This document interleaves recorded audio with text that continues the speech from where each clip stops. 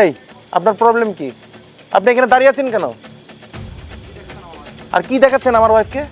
না স্যার, আমি কিছু দেখাচ্ছি না। আমার জন্য যদি আপনারা ডিস্টার্ব ফিল হন তাহলে আমি চলে যাচ্ছি। প্লিজ লিভ নাও। আমাদের এই সুন্দর মোমেন্টটা না নষ্ট করবেন না। আমার কেন জানি মনে হচ্ছে ওই মেয়েটা আমাদের কিছু একটা বলতে চায়। অরে কি বলো তুমি এসব? চিনি না জানি না একটা মেয়ে তোমাকে আবার কি বলতে যাচ্ছে? অরে তুমি এসব কি নিয়ে চিন্তা করতেছো বলো তো? বাদ দাও না, এই জান্নাত মেয়েদের না কোনো কাজ কাম হয় না। সবই ঠিক আছে, বাট তুমি এই মেয়েটার নাম জানলে কি করে?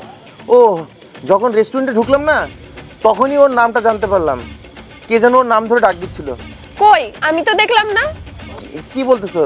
ও তো এসে ওর নামটা বললো, ও নিজেই তো ওর পরিচয়টা দিল। ও শিট, দেখো আমার ফোনে চার্জ শেষ হয়ে গেছে, আমি একটু চার্জে দিয়ে আসি, ঠিক আছে? আচ্ছা, তোমার ফোনটা কি এখনই চার্জ দেওয়া খুব জরুরি? বাসায় যে চার্জ দিও।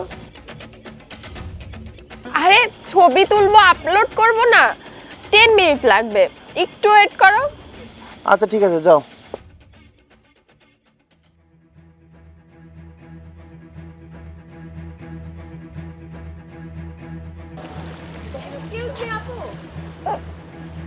আপনি কি আমাকে কিছু বলতে চান? তখন আমার মনে হলো আপনি কি জানি দেখাতে চাচ্ছেন। ও ম্যাম, আপনি এখানে? আপনাকে খুব দুঃখের সাথে বলা লাগছে আপনার হাজবেন্ড আপনাকে চিট করতেছে। Are you mad? তুমি কার নামে কি বলছো? তোমার কোনো আইডিয়া আছে? 5 বছরের সংসার আমাদের, আমি আমার হাজবেন্ডকে খুব ভালো করে চিনি। আপনাকে দেখে আমার নিজের বোনের মতো লাগলো, তাই সব বললাম আপনাকে। ম্যাম, আমি সত্যি কথা বলছি। হ্যাঁ, আমার কাছে কোনো প্রমাণ নেই। আপনি যদি আমাকে সাহায্য করেন তাহলে আমি এই জিনিসটা প্রমাণ করতে পারবো। আপনাকে মিথ্যে বলে আমার কী লাভ বলুন ম্যাম?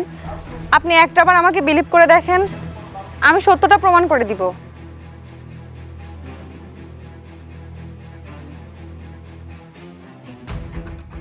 ওকে, আমিও দেখতে চাই। আমি তোমাকে একটাই সুযোগ দিতে পারি। আমি আপনার কোনো ক্ষতি চাই না। আমি আপনাকে শিওর করে বলতে পারি, কারণ আপনার হাজব্যান্ড আমার সাথে রিলেশনে ছিল, আমাকে প্রতিনিয়ত ইউজ করতো।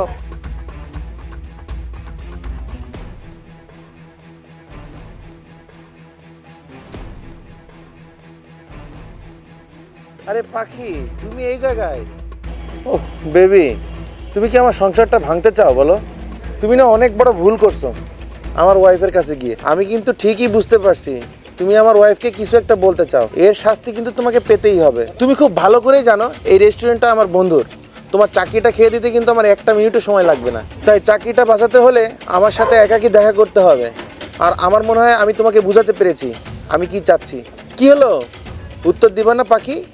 উত্তরটা দাও। আমি থাকলে তো উত্তর দিব স্যার। এই তুমি এখানে? তাহলে আমি এতক্ষণ কার সাথে কথা বলছিলাম?